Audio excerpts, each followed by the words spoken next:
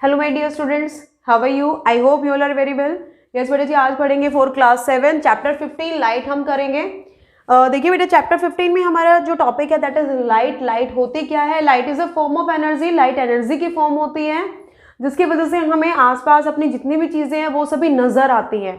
ठीक है, तो light is a form of energy which enable us to see everything in our surrounding. हमारे आसपास चीजों को देखने में हमें एबल करती है, वह उसे बोलते हैं लाइट। तो यहाँ पर लाइट की प्रॉपर्टी होती है that is light travel in a straight line, की लाइट हमेशा एक सीधे रास्ते में चलती है। ठीक है, ये सारी टर्म आप क्लास 6 में वैसे पढ़ चुकी हो, लेकिन एक बार फिर से आपको दोबारा से यही चीजें एक बार रिवाइज करते हुए चलेंगे कि लाइट ऑलवेज क्या करती है? स्ट्रेट पाथ में चलती है। जिसमें आप एक एक्टिविटी करके देख सकते हो कि आपको 3 कार्डबोर्ड पीसेस लेने हैं, उनको एक दूसरे के सामने स्टैंड कराना है, सेंटर में कर देना है एक होल, इधर लगाएंगे आप एक कैंडल को बर्न करेंगे और इधर से हमें ऑब्जर्व करना है, देखना है। जब ये तीनों सेंटर बिल्कुल एक स्ट्रेट लाइन में होंगे तो सामने इधर जो आपकी बर्निंग कैंडल है आपको इधर नजर आएगी। लेकिन इसमें से अगर एक भी कार्डबोर्ड की जगह को थोड़ा सा हिला डुला दिया जाए, यानी कि अगर आपके इस कार्डबोर्ड को यहाँ से क्या कर दिया जाए इधर, यानी कि सेंटर कहाँ हो जाएगा? यहाँ पे। अब लाइट इधर से तो एंटर करेगी, लेकिन यहाँ पे क्या है? जो कार्डबोर्ड होगा वो कैसा है? ओपेक ऑब्जेक्ट, जो क्या करेगा? लाइट को आगे मूव नहीं होने देगा। ठीक है, इससे क्या पता चलता है कि लाइट एक सीधे रास्ते में ट्रेवल करती है। और ये जो प्रॉपर्टी होती है लाइट की कि एक स्ट्रेट पाथ में चलती है, उसी को हम बोलते हैं रेक्टिलिनियर प्रोपेगेशन ऑफ लाइट। क्या बोलते हैं? मैं आपको नोट करके बता देती हूँ, रेक्टिलिनियर प्रोपेगेशन ऑफ लाइट बोलते हैं इसे। वेरी इंपॉर्टेंट पॉइंट्स हैं ये, एक एक चीजें जो आपको यहाँ पे मिल रही हैं। ठीक है, तो आपका एक इंपॉर्टेंट क्वेश्चन बनता है 1 मार्क्स में। तो ये जो प्रॉपर्टी होती है लाइट की कि लाइट ऑलवेज स्ट्रेट पाथ में चलती है, उसे बोलते हैं rectilinear propagation of light. Okay बेटा, इसके बाद हमारे पास टॉपिक है that is reflection of light. Light का रिफ्लेक्शन क्या होता है? देखिए बेटा, जब भी लाइट किसी भी स्मूथ शाइनी सरफेस के ऊपर जाकर के फॉल करती है तो वो दोबारा उसके साथ टकरा के बाउंस बैक कर जाती है, वापस चली जाती है। मतलब अगर यहाँ पे कोई भी मिरर लगा दिया जाए और मिरर के ऊपर आप क्या करते हो, आपके हैंड में कोई भी टॉर्च है, टॉर्च से आपने क्या किया? लाइट फॉल की मिरर के ऊपर, तो मिरर क्या करेगा? उन सारी लाइट रेज को किसी दूसरी तरफ बैंड कर देगा। तो यही जो बैंडिंग ऑफ लाइट होता है after striking with any smooth shiny surface, उसे हम बोलते हैं रिफ्लेक्शन ऑफ लाइट। ठीक है, और ये जो रिफ्लेक्शन ऑफ लाइट होता है इसी की वजह से हमें नजर आता है, क्योंकि जब भी आपके किसी भी सोर्स से, सोर्स क्या होगा जिससे लाइट मिल रही है? हमारी अर्थ के लिए नेचुरल सोर्स कौन होता है? सन। ठीक है, हमारी अर्थ के लिए जो नेचुरल सोर्स है लाइट का वो सन है। डे टाइमिंग में सन की वजह से ही हमें इतनी इनफ लाइट मिल जाती है कि हम हर चीजों को इजीली देख पाते हैं। इवन इनसाइड योर हाउस, आपके घर के अंदर एक अलग अलग रूम में, अलग अलग कोने में आपको अपने बल्ब ट्यूबलाइट ऑन करने की नीड नहीं है, लेकिन सनलाइट वो जो आपकी विंडो से या जहां से भी आपके घर में एंटर कर रही है वो सभी चीजों को विजिबल कर देती है। ठीक है बेटा, और जैसे जिन भी चीजों के ऊपर वो फॉल करती है और उनसे टकरा करके लाइट हमारी आईज में आएंगी तो वो चीजें हमें नजर आएंगी। तो यहां से हमारे पास नेक्स्ट टॉपिक आता है इमेज ऑफ एन ऑब्जेक्ट। किसी भी ऑब्जेक्ट की इमेज क्या होती है? इमेज। जब भी आप मिरर में आप अपने आप को देखते हो, मिरर में जब आप देख रहे हो तो आपको वो जो चीजें नजर आ रही वही आपकी इमेज है। ठीक है, अब ये जो इमेज होती है, 2 टाइप्स की इमेज यहाँ पर होती है बेटा, एक रियल इमेज, सेकेंड है वर्चुअल इमेज। आपसे पूछ लिया जाएगा कि how many types of image are there, कितने टाइप्स की इमेज होती हैं? 2 होती है, एक होती है रियल इमेज, एक होती है वर्चुअल इमेज। तो रियल इमेज कहाँ मिलेगी? आपके जो सिनेमा हॉल स्क्रीन होती है, सिनेमा, आप मूवी देखने के लिए जाते हो थिएटर्स में, तो सिनेमा हॉल स्क्रीन पर जो आप मूवी देख रहे हो वहां पर जो आपको इमेजेस नजर आ रही हैं वो सभी क्या है? Real image. तो यहाँ से क्या पता चल रहा है? रियल इमेज कौन सी होंगी? जो कहाँ बनती है? स्क्रीन के ऊपर। ठीक है, जब भी आपसे पूछ लिया जाए कि what do you mean by real image, तो रियल इमेज क्या होंगी? Those image which formed on a screen. वो इमेज जो किसी स्क्रीन के ऊपर बनती है उन्हें बोला जाता है रियल इमेज। ठीक है, जस्ट इसी का ऑपोजिट क्या हो जाएगा? Virtual image. वर्चुअल इमेज बेटा which do not form on a screen, जो किसी भी स्क्रीन के ऊपर नहीं बनती, इसके ऊपर नहीं बनेंगे, उनको क्या बोला जाएगा? Virtual image. वर्चुअल मतलब काल्पनिक, हम सोच रहे हैं रियल में नहीं बन रही है, मतलब सोचना तो क्या है यहाँ पर बेटा कि वो स्क्रीन के ऊपर नहीं बनती, इसी वजह से उनको बोल दिया जाता है वर्चुअल इमेज। तो वर्चुअल इमेज में जो आपका एग्जाम्पल हो जाएगा, जो आप लुकिंग मिरर्स आप यूज करते हो, मिरर में जब आप अपने आप को देखते हो, वो जो आपकी इमेज बनती है यहाँ पर, वो आपकी वर्चुअल इमेज होती है। ठीक है, आपका जो स्टिल वाटर, ठहरा हुआ पानी, उसमें अगर आप अपनी परछाई देखते हो, उसमें आप अपने आप को देख पाते हो, तो वो भी आपकी वर्चुअल इमेज है। ठीक है, तो आपको यहाँ से क्या समझ में आया? रियल इमेज कौन सी होंगी? जो किसी भी स्क्रीन के ऊपर बनेंगी। वर्चुअल इमेज जो किसी स्क्रीन के ऊपर नहीं बनती। ठीक है, यहाँ पर इन दोनों के बीच में यही डिफरेंस बनता है। ओके, इसके बाद हम करने वाले हैं characteristics of the image form by plane mirror. अभी मैंने बताया कि प्लेन मिरर में हमारी कौन सी इमेज बनेगी? वर्चुअल इमेज बनेगी। तो ये जो वर्चुअल इमेज बन रही है यहाँ, उसकी क्या क्या प्रॉपर्टीज होती हैं, क्या क्या उसकी कैरेक्टरिस्टिक्स होती हैं, क्या खास बात है, उन्हें हम अभी जानेंगे। देखिए बेटा, सबसे पहले तो क्या होगा, आप सभी आप अपने आप को देखते हो, उसमें आपको जो आपकी इमेज है, जैसे आप होते हो एग्जैक्ट वैसे ही नजर आती है। तो हम सीधा कहाँ जा रहे हैं? इस पॉइंट पे, the image in a plane mirror is of the same size as the object. देखो, अब तक जो मैंने आपको टॉपिक करवाए हैं, अभी जो जो चीजें मैंने आपके साथ डिस्कस की हैं, तो फर्स्ट क्वेश्चन आपका बनता है डिफाइन रिफ्लेक्शन। और what do you mean by reflection of light, कि जो रिफ्लेक्शन ऑफ लाइट है वो क्या होता है? तो आप यहाँ पे लिख सकते हो bouncing off the bouncing back of light after falling on a smooth shiny surface. आप चाहो तो नोट भी कर सकते हो। ठीक है, स्मूथ शाइनी सरफेस। तो एक क्वेश्चन तो आपका यहां से ये बन गया है। फिर सेकंड आपसे पूछ लेंगे what is the difference between real image and virtual image. वो मैंने आपको बताया, रियल इमेज कौन सी होंगी? That formed on a screen, जो स्क्रीन के ऊपर बनेंगे वो रियल इमेज, और जो स्क्रीन के ऊपर नहीं बनेंगे वो वर्चुअल इमेज। अब थर्ड क्वेश्चन जो इंपॉर्टेंट क्वेश्चन बनता है, what are the characteristics of the image form by a plane mirror. Plane mirror में जो इमेज बनती है उनकी क्या कैरेक्टरिस्टिक्स होती हैं? तो इसमें हम क्या कर रहे हैं, जो भी इमेज बनती है प्लेन मिरर में, दैट इज सेम साइज, वो सेम साइज की होती है। किसके? ऑब्जेक्ट के। मतलब जितने आप हो, आपका जो साइज है इमेज में, आप वैसे ही नजर आओगे। ऐसा नहीं है कि आप छोटे हो तो उसमें बहुत लंबे बड़े नजर आओगे, या आप बड़े हो तो आप उसमें छोटे से हो जाओगे। तो जो आपका साइज है, जैसा आपका कलर है, सेम वैसा ही रहने वाला है, वहां पे कोई चेंज नहीं होगा। कब? जब हम बात कर रहे हैं प्लेन मिरर की। ठीक है, सेकेंड यहाँ पर क्या हो जाएगा, the image formed in a plane mirror is behind the mirror. जो इमेज बनती है वो मिरर के बिहाइंड होती है, पीछे होती है। आप देखते हो ना, जब हम मिरर में अपने आप को देखते हैं तो आपकी जो इमेज लगती है कि वो मिरर के कहाँ है? अंदर, बैक साइड में, पीछे, तो बिहाइंड बनती है। Next, the image formed in a plane mirror is virtual. Very important point है, जस्ट अभी बताया था। आपसे पूछ लिया जाए कि वर्चुअल इमेज का एग्जाम्पल दीजिए, तो हम क्या एग्जाम्पल देंगे? The image which is formed in a plane mirror. जो प्लेन मिरर में इमेज बन रही है वो वर्चुअल है। क्यों? क्योंकि वो स्क्रीन के ऊपर नहीं बनती। ठीक है, अब स्क्रीन क्या होगी? स्क्रीन कुछ भी आप यूज कर सकते हो। कोई आप पेपर यूज कर रहे हो, कोई आप कार्डबोर्ड, आप शीट यूज कर रहे हो, वो सभी क्या काम करते हैं? वो स्क्रीन का ही काम करते हैं। Next, the image in a plane mirror is laterally inverted. ये भी बहुत इंपॉर्टेंट है बेटा, कि जो प्लेन मिरर के अंदर जो इमेज बनती है ना, वो लेटरली इन्वर्टेड होती है। देखो, आप मैथ्स में इन्वर्जन आप पढ़ते हो ना, तो इन्वर्जन में आप क्या करते हो? कोई भी फ्रैक्शन वैल्यू होती है, आप उसको उल्टा कर देते हो। लेकिन यहाँ पे क्या हो रहा है, ये ऐसे उल्टा नहीं होगा, इसमें इस तरीके से शिफ्टिंग होगी। तो मीन्स क्या होता है, इसमें अगर आप अपने इमेज देखना चाहोगे मिरर में, आपने हैंड रेज किया है राइट हैंड, तो वहां आपको लगेगा कि आपका लेफ्ट हैंड आपको नजर आ रहा है। ठीक है, तो ये डायरेक्शन शिफ्टिंग होती है यहाँ पर, उसी को बोलते हैं लेटरली इन्वर्टेड और lateral inversion.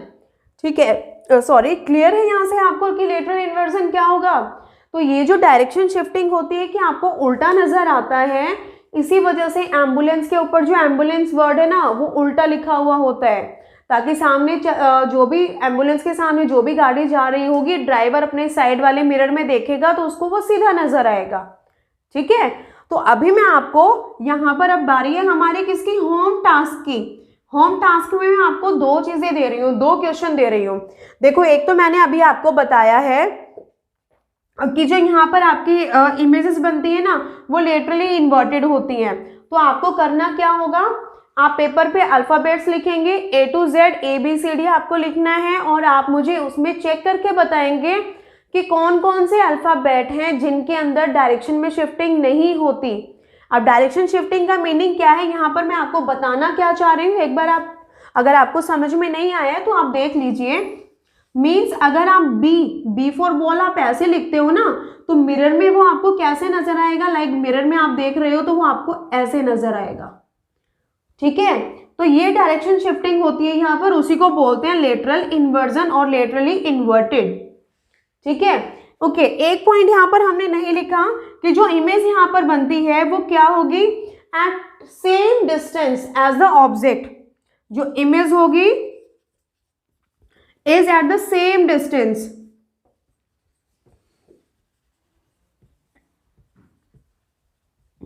as the object from the mirror। Mirror से ऑब्जेक्ट कितना दूर है उतना ही दूर, उतना ही बिहाइंड उसकी, बिहाइंड मैंने बताया था ना, लेकिन क्या होगा, एट सेम डिस्टेंस। जितना ऑब्जेक्ट और मिरर में डिस्टेंस होगा तो उसकी जो इमेज होगी वो उतना ही पीछे बनेगी। तो होम टास्क में मैंने आपको एक तो क्वेश्चन ये दिया है कि आपको जो अल्फाबेट्स हैं आप उसमें से बताएंगे कि किन के अंदर डायरेक्शन शिफ्टिंग नहीं हो रही है, यानी कि लेटरल इन्वर्जन नहीं हो रहा है। इट मीन्स आपको अल्फाबेट्स सेम नजर आ रहे हैं जैसे वो होते हैं। और सेकंड, अभी जो मैं आपको क्वेश्चन दे रही हूँ जिसका आप मुझे आंसर सेंड करेंगे कि एक मिरर है इधर, ये जो क्वेश्चन अभी मैं आपको बता रही हूँ ना ये कहाँ से है कि जो इमेज बनती है वो सेम डिस्टेंस पर बनती है। ये जो लाइनें हैं वो क्या नजर आ रही है कि मिरर के पीछे बैक साइड में क्या होता है, पॉलिश हो रखी होती है ना, किसकी, सिल्वर मेटल की। अगर सिल्वर मेटल की उस पॉलिश को हटा दिया जाए तो आपका जो मिरर है वो ट्रांसपेरेंट ग्लास बन जाएगा, कांच जो ट्रांसपेरेंट होता है जिसमें से हम आर पार देख सकते हैं। लेकिन इसके बैक साइड में सिल्वर मेटल की कोटिंग होती है, इसी वजह से वो क्या है, आपको स्मूथ शाइनी नजर आता है और उसमें हम अपनी मिरर इमेज देख पाते हैं। तो बेटा यहाँ पे कोई भी ऑब्जेक्ट है, ठीक है, जो स्टैंड कर रहा है और वो क्या कर रहा है, अपनी इमेज देख रहा है इसमें। अब उस ऑब्जेक्ट की जो इमेज बन रही है ना उसका डिस्टेंस, यानी कि distance of the image from the mirror is 4 metre. ठीक है, ये मैं आपको होम टास्क के लिए सेकंड क्वेश्चन दे रही हूँ जिसके आंसर आप मुझे कमेंट में करके बताएंगे। तो इसमें क्या है, यहाँ पे कोई भी ऑब्जेक्ट है, इसकी इमेज बन रही है, कहाँ बनेगी, मिरर में, और मिरर के अंदर जो वो इमेज बन रही है 4 मीटर डिस्टेंस पर बन रही है। अब ये क्या करता है, यहाँ से 1 मीटर आगे की तरफ स्टेप रखता है, आगे की तरफ मूव हो जाता है, यानी कि यहाँ पे। अब आपको मुझे बताना है what will be the distance between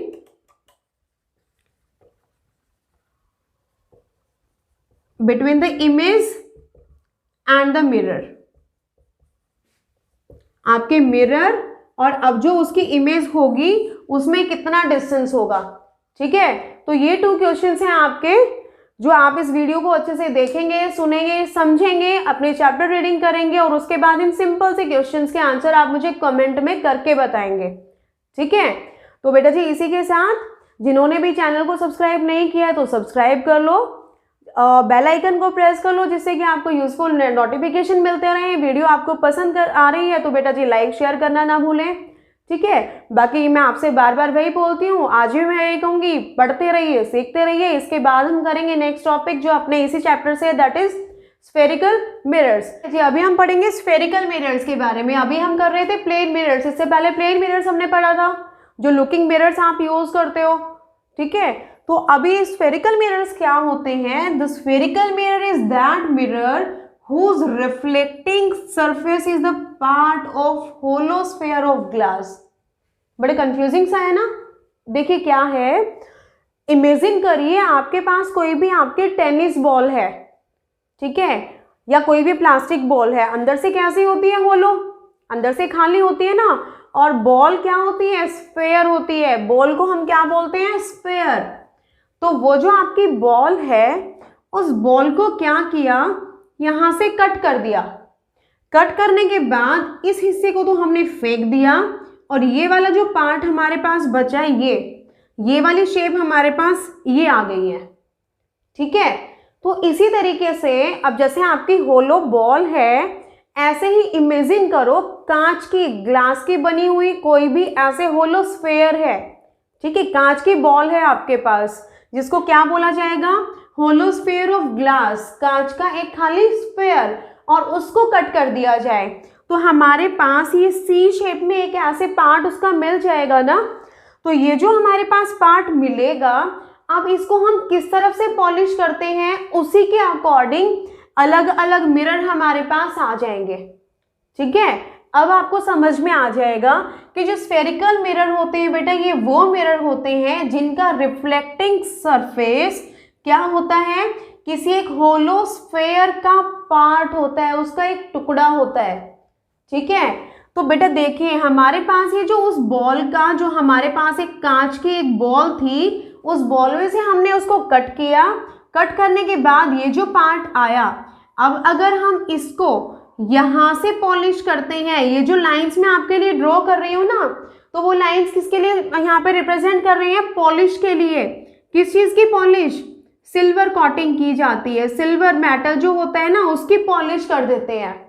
उससे क्या होगा, आपने देखा है ना, जो भी मिरर्स आपके घर में होंगे, कोई भी मिरर पीस आपने देखा होगा, एक साइड जहां आप अपने आप को देख पाते हो, एक उसका बैक साइड होती है, वहां पे एक लेयर होती है, एक पेंट हो रखा होता है, पॉलिश हो रखी होती है, मैं उसी पॉलिश की बात कर रही हूँ। तो दूसरा बैक साइड क्या होगा, इसका सिल्वर कोटिंग वाला पार्ट होगा, और इधर वाला जो पार्ट है, ये वाला, वो है इसका रिफ्लेक्टिंग सरफेस, ठीक है। अब अगर इसमें पॉलिश की है इधर की तरफ, बाहर की तरफ, यानी कि जो पार्ट बाहर निकला हुआ है, तो वो तो बन जाएगा हमारा कॉनकेव मिरर।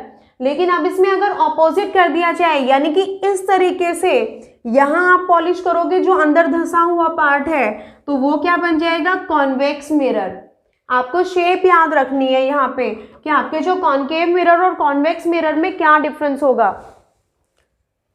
ठीक है बेटा। है क्या, वही आपके जो ग्लास का एक स्फेयर था, उसको कट किया, वहां से आपके पास एक जो पीस मिला, उसमें हमने कर दी है सिल्वर कोटिंग। किस तरफ सिल्वर कोटिंग करोगे, उसी के अकॉर्डिंग आपके पास मिरर्स रेडी हो जाएंगे, ठीक है। तो ये जो शेप होती है, मतलब आप अपने हैंड को इस तरीके से करके रखो, ये वाला जो पार्ट होता है, देखो ये हमारा जो पार्ट होता है सबके पाम का, इस वाले पार्ट की, यानी कि ये जो स्किन, उसके कंपैरिजन में कैसा होता है, ब्राइट होता है ना, ये डार्क होता है। तो अब ये क्या हो गया, बाहर से पॉलिश हो गई है, और ये वाला पार्ट है हमारा जिसमें हम अपने आप को देख पाएंगे। तो ये मिरर कौन सा बन गया, कॉनकेव मिरर। अपोजिट क्या हो जाएगा, अब अगर इसको इस तरीके से बैंड कर दिया जाए, या फिर क्या करेंगे आप इसमें, हाँ इसी तरीके से, तो आपका रिफ्लेक्टिंग सरफेस बाहर निकल गया है, यह आपका हो जाएगा कॉन्वेक्स मिरर। और भी दूसरा उसके लिए एग्जाम्पल, घर में जो आपके पास स्पून होती है, तो स्पून का जो इनर वाला पार्ट, जिसमें आप अपने फूड को स्टोर करते हो, फूड को उठाते हो ना, तो वो वाला पार्ट आपके पास क्या होगा, कॉनकेव होगा, और बैक साइड में स्पून जो निकली हुई होती है, वो होगा कॉन्वेक्स मिरर, ठीक है। तो इनके जो रिफ्लेक्टिंग सरफेस होते हैं वो कैसे होते हैं, वो स्फेरिकल होते हैं, वो बाहर की तरफ निकले हुए होते हैं, वो फ्लैटेंड नहीं होते। इसी के बाद बेटा जी हम देखते हैं कि इनके अंदर डिफरेंस क्या होता है। अभी जो मैं आपको बताने वाली हूँ वेरी इंपॉर्टेंट पॉइंट है, आप इन्हें ध्यान से सुनिए। देखिए सबसे पहले तो आपके जो कॉनकेव और कॉन्वेक्स मिरर होते हैं, इनकी शेप ड्रॉ कर लेते हैं। आपका कॉनकेव मिरर इस तरीके से, तो इसके अंदर फर्स्ट पॉइंट आप क्या लिखेंगे कि कॉनकेव मिरर में जो रिफ्लेक्टिंग सरफेस होता है, रिफ्लेक्टिंग सरफेस इज इनवर्ड, वो अंदर की तरफ होता है। और इसमें क्या होगा, कॉन्वेक्स मिरर में, कॉन्वेक्स मिरर आपका ऑपोजिट ऐसे बनेगा, इसमें आपका जो रिफ्लेक्टिंग सरफेस है दैट इज आउटवर्ड,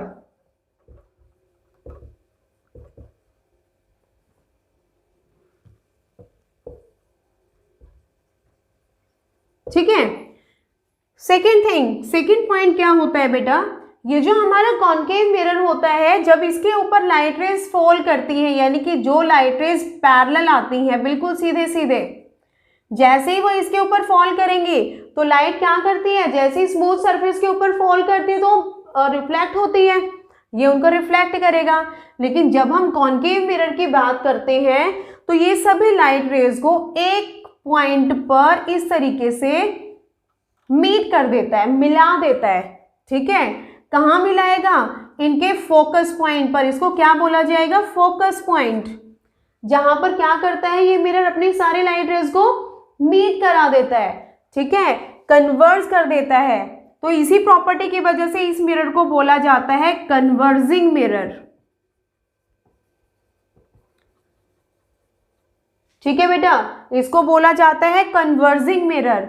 अब जब लाइट रेज एक्चुअल में मिलती हैं इस तरीके से, तो जो इमेज बनती है ना, वो इमेज कैसी होती है, रियल इमेज।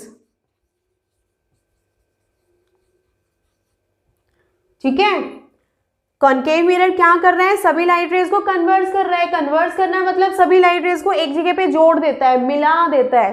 तो इसी वजह से बोलते हैं इसको कन्वर्जिंग मिरर। और ये कन्वर्जिंग मिरर है, जब सारी लाइट रेज एक्चुअल में मिलेंगी तो जो इमेज बनेगी वो होगी रियल इमेज। ठीक है, ओके। ये जो इसकी कन्वर्जिंग प्रॉपर्टी होती है ना, इसी में हम इसको क्या बोल देते हैं कि जो कॉनकेव मिरर होते हैं इनके अंदर बर्निंग एक्शन होता है। अब बर्निंग एक्शन क्या होगा, मतलब अगर आप इस मिरर को होल्ड करते हो, पकड़ते हो, कहाँ, यहाँ आपका सन है, सन की लाइट रेज आएंगी, आपने मिरर को इस तरीके से पकड़ा कि वो लाइट रेज इसके ऊपर फॉल हो रही है। अब जब ये लाइट रेज ये रिफ्लेक्ट होने के बाद इधर आएंगी ना, तो यहां आपको क्या करना है, पेपर आप रख देंगे।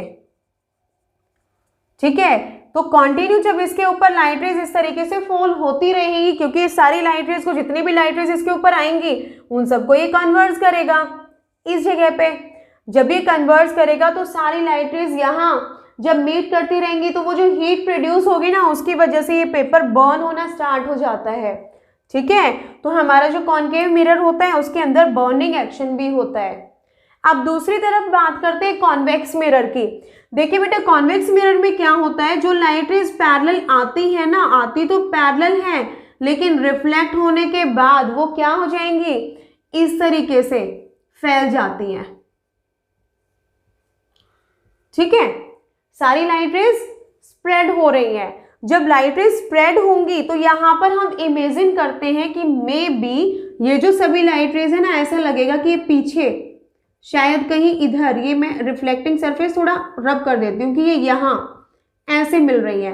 रियल में नहीं मिली ना, वर्चुअली हमने इमेजिन किया कि यहाँ पर मिल रही है। तो इस कंडीशन में जो इमेज बनेगी कैसी होगी, वर्चुअल इमेज होगी। ठीक है, अच्छा, इसी चीज से हमें एक चीज और समझ आ रही है, ये सभी लाइट रेज को एक्चुअल में मीट करता है, कहाँ पर, अपने फोकस पॉइंट पर। तो हमारे जो कॉनकेव मिरर होते हैं उनका रियल फोकस होता है, रियल फोकस पॉइंट होता है। ठीक है, लेकिन कॉन्वेक्स मिरर में वो रियल में उनको मीट नहीं करा रहा है, वो क्या कर रहे हैं, सारी लाइट रेज को डाइवर्स करता है। तो इसी वजह से हमारे जो कॉन्वेक्स मिरर होते हैं उन्हें बोला जाता है डाइवर्जिंग मिरर, जो सभी लाइट रेज को उनके पास से डाइवर्ट कर देता है, हटा देता है, फैला देता है। वो एक जगह पे नहीं मिलाएगा, उन सबको भटका देगा इधर उधर। ठीक है, इमेजिन करेंगे कि शायद वो पीछे की तरफ यहाँ पे मिलेंगी, इमेजिन किया, रियल में नहीं हुआ, इसी वजह से वर्चुअल इमेज बनेगी। और आप बोल सकते हैं कि फोकस कैसा होगा, वर्चुअल फोकस होगा, जो हमने इमेजिन किया। ठीक है, अब जब ये सारी लाइट रेज को डाइवर्स कर रहा है तो यहाँ पर कोई भी बर्निंग एक्शन नहीं होगा, नो बर्निंग एक्शन। यहां पर आप लिख सकते हैं नो बर्निंग एक्शन। ओके, तो ये जो अभी हमने टॉपिक किया है, it's very important, difference between concave mirror and convex mirror. क्या होता है इनके बीच में डिफरेंस। तो फर्स्ट हम क्या कर रहे हैं, यहाँ पर रिफ्लेक्टिंग सरफेस इनवर्ड होता है, इसमें रिफ्लेक्टिंग सरफेस आउटवर्ड होता है। ठीक है। कॉनकेव मिरर को कॉन्वर्जिंग मिरर भी बोलते हैं। आपसे पूछ लिया जाएगा कि कौन सा मिरर होता है जिसे कन्वर्जिंग मिरर बोलते हैं, या विच मिरर इज कन्वर्जिंग मिरर, तो आंसर क्या होगा उसमें आपका कॉनकेव मिरर। ठीक है। कॉन्वेक्स मिरर में क्या होता है बेटा, यहाँ पर ये सारे लाइट रेज को डाइवर्स करता है, तो इसको बोलते हैं डाइवर्जिंग मिरर। यहाँ इमेज बनेगी रियल, यहाँ इमेज कैसी बनेगी, वर्चुअल बनेगी। बर्निंग एक्शन होता है, यहाँ कोई भी बर्निंग एक्शन नहीं होता। इसी के साथ हम लास्ट करेंगे यूजेस ऑफ स्फेरिकल मिरर्स, कि ये जो हमारे स्फेरिकल मिरर्स होते हैं उनके यूज क्या होते हैं। देखिए बेटा, ये जो हमारा कॉनकेव मिरर है ना, जो रियल इमेज बना रहा है, साथ में ये बड़ी इमेज बनाता है। कैसी इमेज बनाएगा, इनलार्ज्ड इमेज। ठीक है। जो कॉनकेव मिरर होते हैं इनके अंदर इनलार्ज्ड बड़ी इमेज बनती है। आप ये 5th पॉइंट यहाँ पे नोट कर सकते हैं। इनलार्ज्ड इमेज इज फॉर्म्ड, एक बड़ी सी इमेज बनेगी। और इधर आपका जो कॉन्वेक्स मिरर होता है इसके अंदर डायमिनिज्ड इमेज बनती है। डायमिनिज्ड का मीनिंग होता है छोटा, स्मॉल। यहाँ पर डायमिनिज्ड इमेज फॉर्म होगी। ठीक है, इमेज इज फॉर्म्ड। तो अब ये जो बड़ी सी इमेज बनती है, इसको अब बड़ी इमेज बन रही है तो कहीं ना कहीं तो हमें इसका भी फायदा होगा। तो कहाँ यूज करेंगे, जो कॉनकेव मिरर होते हैं उनको यूज कौन करते हैं, जो डेंटिस्ट होते हैं ना वो यूज करते हैं टूथ की एक बड़ी सी इमेज देखने के लिए। अगर आप डेंटल चेकअप के लिए कभी गए हो, कभी भी डेंटिस्ट के पास गए हो, तो जब वो आपके दांतों को जांच रहे होते हैं ना, देखना होता है, तो उनके पास एक मिरर होता है, उसको वो यूज करते हैं एक हैंडल के साथ। वो आपके माउथ में उसको डालेंगे तो उसके अंदर उनको आपके टूथ की बड़ी सी इमेज नजर आएगी। तो कौन सा मिरर यूज करेंगे, कॉनकेव मिरर को। तो डेंटिस्ट यूज करते हैं, या फिर इनको मेकअप मिरर भी बोला जाता है। ये भी आपसे क्वेश्चन किया जा सकता है कि कौन से मिरर होते हैं जिन्हें मेकअप मिरर बोलते हैं, मेकअप करने के लिए यूज करते हैं ना, या फिर शेविंग मिरर्स भी बोला जाता है। तो कहाँ कहाँ पर यूज किया जाएगा। देखो बेटा, ये इंपॉर्टेंट पॉइंट है, आप इनको नोट कर लिया करो। ठीक है।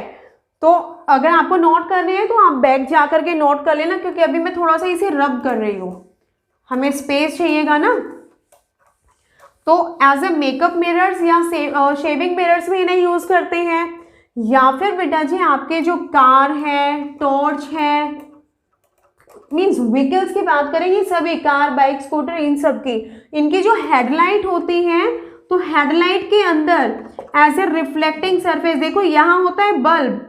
ठीक है, आपकी कार हेडलाइट की मैं बात कर रही हूँ, तो ये वाला जो पार्ट होता है, देखो कॉनकेव शेप आ गई ना, तो इनके अंदर as a reflector, reflecting surface के तरीके से भी यूज किया जाता है।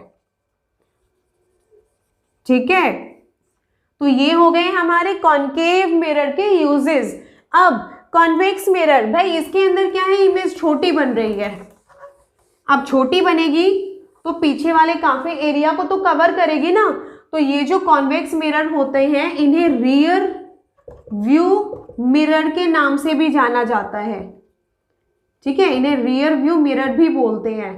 अब रियर व्यू मिरर क्या करेंगे, आपके जो कार, बाइक, स्कूटर, इसमें आप साइड में, ड्राइवर अपने साइड में उनके एक मिरर को यूज करते हैं ना, उस मिरर में क्या करते हैं, जब वो फॉरवर्ड जा रहे हैं तो रोड पर बैक साइड में जितने भी व्हीकल्स आ रहे हैं उन सबको देखने के लिए, कार, स्कूटर, बाइक, बड़े बड़े ट्रक, सबकी छोटी छोटी इमेज उसमें नजर आएंगी।